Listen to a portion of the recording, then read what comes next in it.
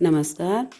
ये हमारा उसका दूसरा पार्ट है रहीम के दोहों का, जिसमें 7 से लेके जो 11 दोहों के व्याख्या को समझाया गया है।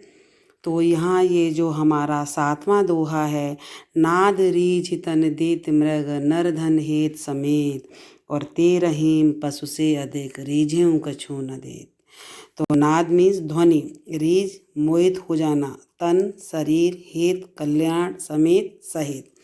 जो मतलब हिरन है वो ध्वनि पर अगर वो मोहित हो जाता है तो अपना शरीर भी त्याग देता है। नर धन हेत समेत, मतलब इसी तरह जो मनुष्य है वह भी किसी के खुश होने पर धन न्यौछावर कर देता है। लेकिन ते रहीम पशु से अधिक रीझें कछु न देत। लेकिन वे मनुष्य, कुछ मनुष्य ऐसे हैं जो कि रीझने पर भी, मोहित होने पर भी वे कुछ भी नहीं देते। जो कि मतलब एक प्रसन्नता पूर्वक कोई अगर कार्य करता है तो उसके कार्य करने पर हमें कुछ ना कुछ देना चाहिए। तो यहाँ जो रहीम जी ने यही बताया है कि जो लोग प्रसन्न होने पर भी दान नहीं करते वे पशु से भी हीन हैं। भावपक्ष जो इसका है, संगीत की मधुर ध्वनि से प्रभावित होकर हिरण अपने प्राण तक न्यौछावर कर देता है। इसी प्रकार किसी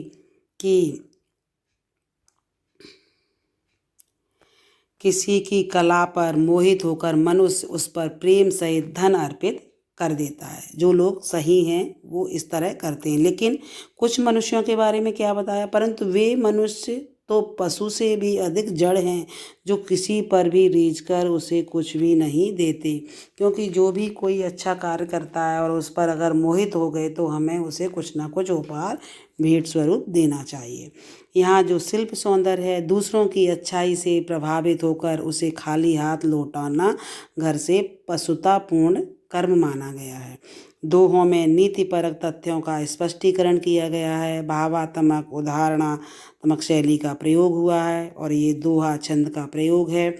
सरल सरस ब्रज भाषा प्रभावशाली है। भाषा में लयात्मकता और गीतात्मकता है।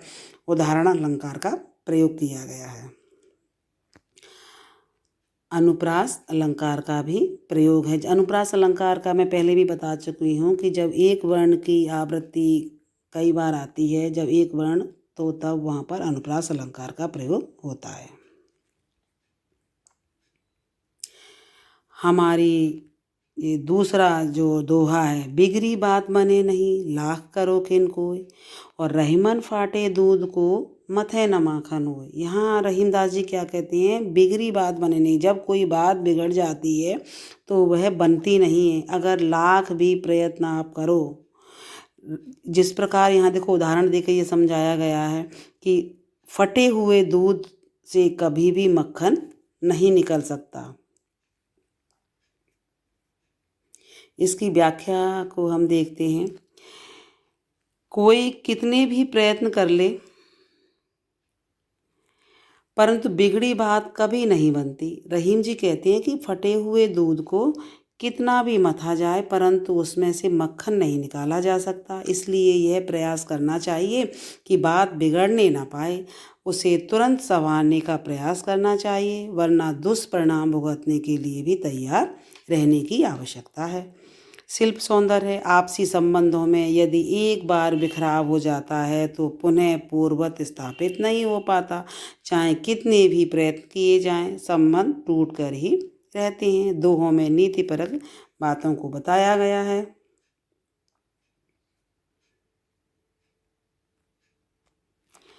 दोहे में भावात्मक व उदाहरणात्मक शैली का प्रयोग हुआ है। दोहा छंद का प्रयोग हुआ है।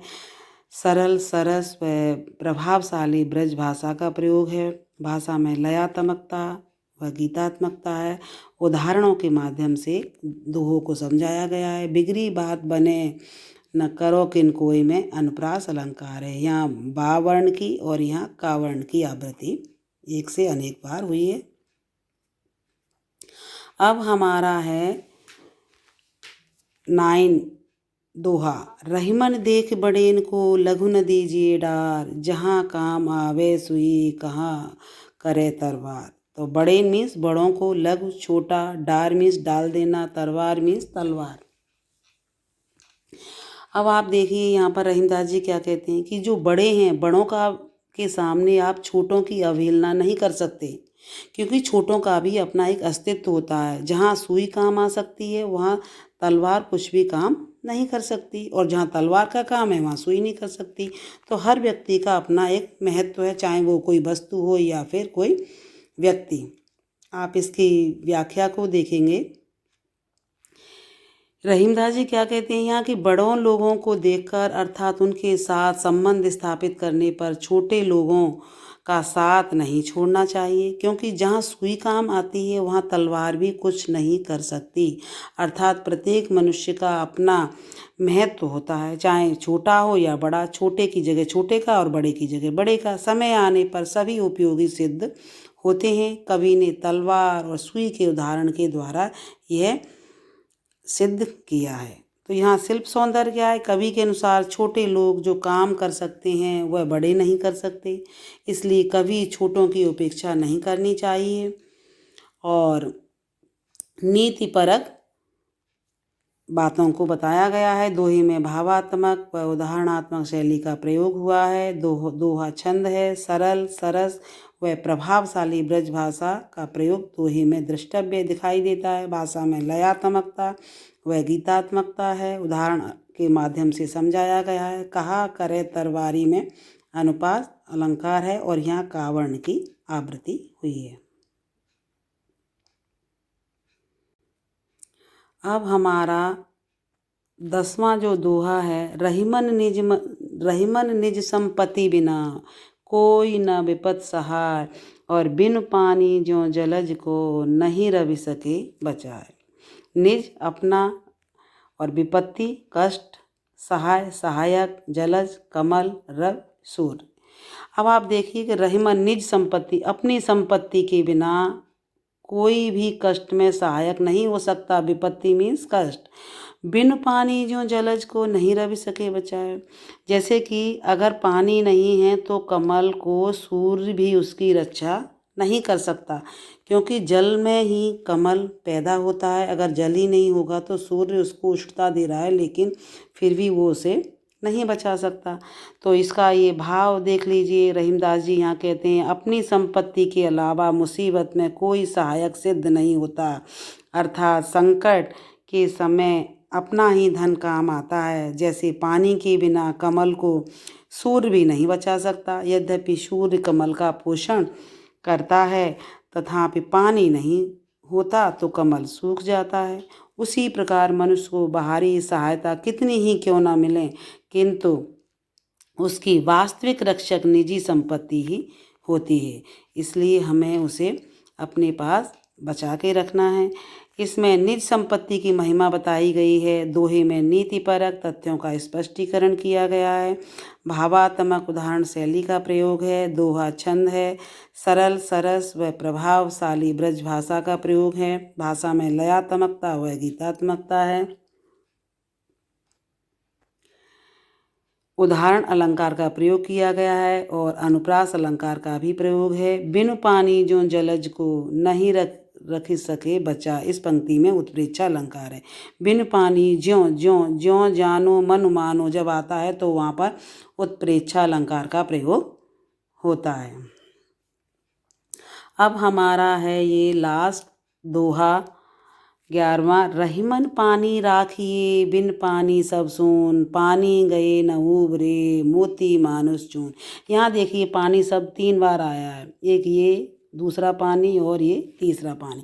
तो यहाँ रहीम पानी मतलब चमक, सम्मान, जल किस किस के लिए है आप ये देखिए। सून मीन्स व्यर्थ, सोना, उबरे चमके, मानुष मनुष्य, चून मीन्स आटा जिसकी हम चपाती बनाते हैं। तो आप यहाँ देखिए कि रहीमन पानी राखिए। यहाँ रहीमदास जी पानी रखने की बात कह रहे हैं कि आपको पानी को बचा के रखना है। बिन पानी सब सून, अगर पानी नहीं है तो सब कुछ सूना है।